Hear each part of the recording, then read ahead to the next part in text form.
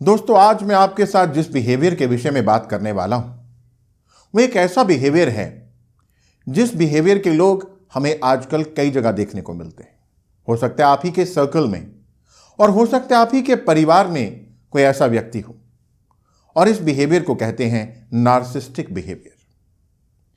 हो सकता है मेरी इस वीडियो को देखने पर आपको लगे कि मेरे अंदर भी ऐसे बहुत से ट्रेट्स हैं, परंतु DSM-5 की लेटेस्ट अपडेट के मुताबिक दिए गए ट्रेट्स में से कम 5 ट्रेट यदि आपके अंदर हैं और आपकी उम्र 18 साल से अधिक है, तभी आप एक नार्सिसिस्ट हो सकते हैं। दोस्तों, नार्सिसिस्टिक लोगों का पहला जो ट्रेट है वो है कि वो अटेंशन चाहते हैं। अब आप कहेंगे अटेंशन तो हम सभी चाहते हैं, तो इसका मतलब हम सभी नार्सिसिस्ट हैं। तो एक किताब के मुताबिक तो वी ऑल आर नार्सिसिस्ट। परंतु दोस्तों, अटेंशन पाना कोई नकारात्मक गुण नहीं है, ये एक पॉजिटिव गुण है, क्योंकि वो अटेंशन ही है जो हमें जीवन में आगे बढ़ने के लिए प्रेरित करती है, मोटिवेट करती है कि हम कुछ बड़ा कर सकें, कुछ और कर सकें। परंतु यदि यही अटेंशन पाने की ख्वाहिश हद से ज्यादा बढ़ जाती है, एक पागलपन की हद तक चली जाती है, तो वो अपने इर्द गिर्द सब लोगों का जीवन तबाह कर देती है। वो एक ऐसा भूचाल ले आती है, एक इमोशनल, एक सोशल, एक रिलेशन, एक फिजिकल, एक फाइनेंशियल, हर स्तर पर एक अर्थक्वेक ले आती है। ये लोग किसी भी हद तक जा सकते हैं अटेंशन पाने के लिए। ये लोग अटेंशन के दीवाने होते हैं और अटेंशन को किसी भी हद तक पाते हैं। इनके अंदर एक ऑब्सेशन होता है, कई बार रिलेशनशिप का ही ऑब्सेशन हो जाता है, दूसरों को प्यार करने का, पाने का, हाथ में रखने का, मुट्ठी में रखने का, अपनी ही शर्तों पर रिलेशनशिप को चलाने का ऑब्सेशन होता है। कई बार नार्सिसिस्ट ऐसे सैडिस्ट हो जाते हैं, उदासी में रहते हैं, किसी से बात नहीं करते हैं, परंतु उसी सैडिज्म में, उसी उदासी में वो दूसरों को तंग करते हैं, परेशान करते हैं। दूसरा व्यक्ति, दूसरा पार्टनर हो सकता है उस रिलेशनशिप को इसलिए चला रहा है कि दुनिया क्या कहेगी, समाज क्या कहेगा, या बच्चे हैं तो बच्चों की लाइफ खराब हो जाएगी। परंतु ये अपनी धुन में सवार रहते हैं। ये ऐसे कलाकार होते हैं जिन्हें यह भी पता नहीं चलता कि ये दूसरों को परेशान कर रहे हैं। ये एक वुंडेड विक्टिम के जैसे बिहेव करते हैं, जैसे एक घायल हैं, जैसे एक जख्मी घायल हैं, कि जैसे इनके ऊपर अत्याचार हो रहा है। They are the ones who are victim. कई बार ये दूसरे को अपने कब्जे में रखने के लिए, रिलेशनशिप को अपनी शर्तों पर, अपनी कंडीशंस पर अपने ही कब्जे में रखने के लिए इस कदर तक चले जाते हैं कि सामने वाले व्यक्ति को उसके ही कांटेक्ट से कट ऑफ करने लग जाते हैं। कई बार नार्सिसिस्ट ऐसे सोशलाइज्ड होते हैं, ऐसे कॉन्फिडेंट होते हैं कि बाहर के व्यक्ति को, बाहर के संसार को यह लगता है कि यह सबसे सही इंसान है। They are normal, they are okay. और यदि आप भी अपने सर्कल में जाकर के अपने ही लोगों को बताओगे कि यह व्यक्ति आपके साथ क्या करता है, तो अपना ही सर्कल उस बात को मानने से इनकार कर देगा। सबसे बड़ी समस्या यह आती है कि नार्सिसिस्ट लोग जहां पर हैं, यदि उस परिवार में छोटे बच्चे हैं, तो उन बच्चों को भी समय नहीं लगता वही बिहेवियर पैटर्न्स को अपनाने में, और धीरे धीरे वो बच्चे भी एक नार्सिसिस्ट बन जाते हैं। ना केवल बच्चे, बल्कि कई बार लंबे अरसे तक ऐसे रिलेशनशिप को चलाते चलाते सामने वाला व्यक्ति भी एक नार्सिसिस्ट बन जाता है। नार्सिसिस्ट लोगों के लिए इनकी सेल्फ इमेज बहुत बड़ी होती है।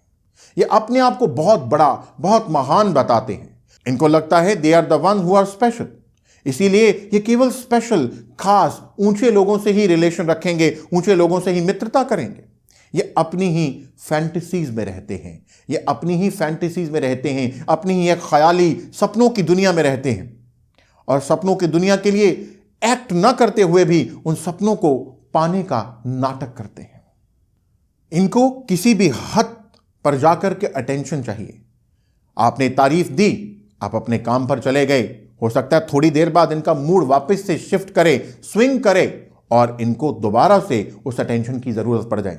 तो ये नहीं देखेंगे कि आप किस जरूरी काम के लिए गए हैं, कहां पर गए हैं, कहां व्यस्त हैं, और ऐसा शोर शराबा, कलह कलेश मचाएंगे कि आपको अपने सब काम छोड़ करके इनको समझाने में लगना पड़ेगा। और बस वहीं इनकी वो खुराक, इनकी वो डोज अटेंशन पाने की, वो इनको मिलने लग जाएगी। इनका बिहेवियर एक्सप्लॉइटिंग बिहेवियर होता है। कई बार ये दूसरों को इतना एक्सप्लॉइट करते हैं, इस कद्र तक चले जाते हैं कि दूसरों की गलती ना होने के बावजूद भी सामने वाला सॉरी मांग रहा है। ना केवल बात यहीं तक रुक जाती है, बल्कि ये कई बार ऐसा दिखावा करते हैं जैसे इनको घबराहट हो रही है, इनका दम घुट रहा है, इनको चक्कर आ रहा है, मानो इस बहस से, इस बात से, इस डिस्कशन से इनको कुछ होने लग गया, इनका दम घुटने लग गया, ये बीमार हो गए। सामने वाले को लगेगा कि मैं इसको नहीं समझाता, मैं ही इससे माफी मांग लूं, मैं ही बात को खत्म कर दूं। परंतु दूसरी तरफ अपने ही मन में वो सोचने लग जाता कि मैंने तो कुछ कहा ही नहीं, मैंने तो बात ही नहीं करी, मैंने तो केवल कल वाली बात को डिस्कस किया था।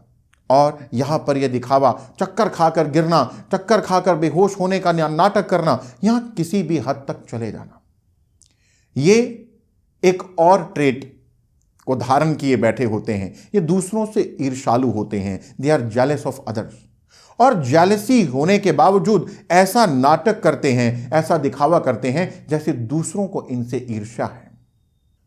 दे आर एम्पैथीलेस, इनको दूसरों से कोई हमदर्दी नहीं होती। ये बहुत एरोगेंट, घमंडी होते हैं। ये अपने ही घमंड में, अपने ही एक अलग बॉडी लैंग्वेज को इजाद करके अपनी ईगो में, अपनी एरोगेंस में चलते हैं। इनके अंदर एक सेंस ऑफ एंटाइटलमेंट होता है। ये अपने आप को बहुत स्पेशल, बहुत महान समझते हैं और अपने आप को एक अलग सा टाइटल देते हैं, princess, Prince, I am the best, मैं गुरु हूं, आई एम महान टीचर। तो इस तरह के अलग अलग टाइटल्स अपने आप को देते हैं और दूसरों को भी यही बोलते हैं कि इनको इसी तरह से पुकारा जाए, इस तरह से संबोधित किया जाए। दोस्तों, अब थोड़ा समझें कि अगर किसी की लाइफ में कोई नार्सिसिस्ट है तो वो किसी के जीवन को किस कद्र तक खराब कर सकता है कि उसका पूरा जीवन अस्त व्यस्त हो जाता है, उसका पूरा जीवन लगभग बर्बाद हो जाता है। और ये सिम्टम्स, ये पैटर्न्स केवल और केवल एक जनरेशन को बर्बाद नहीं करते दोस्तों, ये पैटर्न्स कई जनरेशंस, कई पीढ़ियों को तबाह करते हैं। क्योंकि जहां मान लीजिए हस्बैंड वाइफ में से कोई एक नार्सिसिस्ट है और दूसरा व्यक्ति कंप्रोमाइज पे कंप्रोमाइज करता चला जा रहा है, परंतु वहां रोज ये कलह कलेश, रोज ये डिस्कशंस, रोज ये माहौल बनता है, रोज ये खेल खेले जा रहे हैं। वहां पर यदि बच्चे हैं तो उन बच्चों के अंदर भी ये बिहेवियर पैटर्न्स डेवलप होने लग जाते हैं, क्योंकि बच्चा जो देखता है वही सीखता है। तो उन बच्चों के अंदर भी यही बिहेवियर पैटर्न आ जाते हैं, वो भी नार्सिसिस्ट बन जाते हैं। और न केवल वो बच्चे बल्कि उनके आगे की जनरेशन भी खराब हो जाती हैं। वो अपने रिश्तों को बहुत अच्छे से नहीं चला पाते, वो अपने साथ साथ दूसरों के अंदर एक इमोशनल भूचाल ले आते हैं, इमोशंस के स्तर पर दूसरे व्यक्ति को ड्रेन कर देते हैं। न केवल यहां तक बात रुक जाती है कि रिलेशन खराब है तो उससे एग्जिट ले लिया जाए, छोड़ दिया जाए, बल्कि ये लोग इस कद्र तक चले जाते हैं कि ना तो ये रिलेशन को छोड़ने देते हैं और ना ही सुखपूर्वक रिलेशनशिप को निभाते हैं। ये अपनी ही कंडीशंस पर, यदि इनको प्यार आ जाए तो प्यार आएगा तो उस दिन ये खाना भी खिलाएंगे, उस दिन ये मूवी भी दिखाएंगे, परंतु यदि इनकी बात न मानी गई तो उस समय ये कितनी जबरदस्त पलटी मारेंगे, बिकॉज दे आर एक्सट्रीमिस्ट। यदि प्यार आया तो एक्सट्रीम में जाएंगे, यदि गुस्सा आया, नाराज हो गए, इरिटेट हो गए तो एक्सट्रीम में जाएंगे। यदि इनको किसी ने चैलेंज कर दिया तो मानो उस व्यक्ति के सिर पर तो आसमान टूट पड़ेगा, बिजली गिर पड़ेगी, क्योंकि ये किसी भी हद तक जाएंगे अपने आप को सही साबित करने के लिए। फिर चाहे इनको कितने ही लोगों को लपेटे में लेना पड़े, कितने ही रिश्तेदारों को, कितने ही मित्रों को इन्वॉल्व करना पड़े। दोस्तों, ये लोग एक गैस लाइटर के जैसे हैं जो हमेशा आग लगाने का कार्य करते हैं। मैं ये नहीं कह रहा हूं कि यदि ऐसे लोग हैं तो उन लोगों को छोड़ दीजिए, परंतु सबकी तबाही से अच्छा है कि ऐसे लोगों से डिस्कनेक्ट कीजिए। ऐसे लोगों से इमोशनली, यदि आप ऐसे रिलेशन से बाहर हो सकते हैं तो होएं। यदि ऐसे लोगों से मित्र सोशल सर्कल में हैं तो एक डिस्टेंस बनाइए। परंतु यदि ऐसा नहीं है तो ऐसे लोगों से आप एक इमोशनल डिस्कनेक्ट बना के रखिए। एक ऐसा डिस्कनेक्शन जिससे आप ड्रेन ना हो और आप बच्चों का ध्यान रख सकें। यदि परिवार में एक व्यक्ति नार्सिसिस्ट है तो बाकी बच्चों की तरफ ध्यान दें, ताकि वो नार्सिस्टिक बिहेवियर बच्चों के अंदर ना पनपे, बच्चे नार्सिसिस्ट ना बने। एक ऐसी आग जिसको फैलने से रोका जा सकता है, उसको फैलने से रोकें, कि अदरवाइज ये आगे तक कई लोगों का जीवन खराब कर देती है। सो ऐसे गैस लाइटर से बचें, अपने आप को एक डिस्टेंस पे रखें, क्योंकि ये अपनी सेल्फ इमेज को इतना बड़ा और महान बनाने में लग जाते हैं और दूसरों की आइडेंटिटी को, दूसरों की सेल्फ इमेज को स्पॉइल कर देते हैं। दोस्तों, यदि किसी के भीतर उसकी आइडेंटिटी छोटी कर दी जाए या मार दी जाए तो वह व्यक्ति जीवन में कभी आगे बढ़ने का सपना, ख्वाहिश भी नहीं रखता है और उसके करोड़ों सेल्स, करोड़ों ब्रेन सेल्स, न्यूरॉन्स यही मेमोरी को धारण कर लेते हैं, यही सेल्फ इमेज को धारण कर लेते हैं जो ऐसे नार्सिसिस्ट ने बना दी होती है। इसलिए अगर आप ऐसे नार्सिसिस्ट के साथ डील कर रहे हैं तो ध्यान दें कि आपकी या परिवार में और किसी की सेल्फ इमेज, आइडेंटिटी स्पॉइल ना होने दें। आप वही बनते हैं जो यहां पर आप सोचते हैं। इसलिए अपने आप को इमोशनली एक दूरी पर रखें, अपनी आइडेंटिटी को, सेल्फ इमेज को खुद क्रिएट करें और अपने जीवन को और औरों के जीवन को संवारने में लग जाएं। मैं आशा करता हूं इस वीडियो ने आपको एक अवेयरनेस दिया है, एक ऐसी जानकारी जिससे आप अपना और औरों का जीवन किसी स्तर तक बेहतर कर सकते हैं। आशा करता हूं कि आपको हमारी वीडियोस पसंद आती हैं।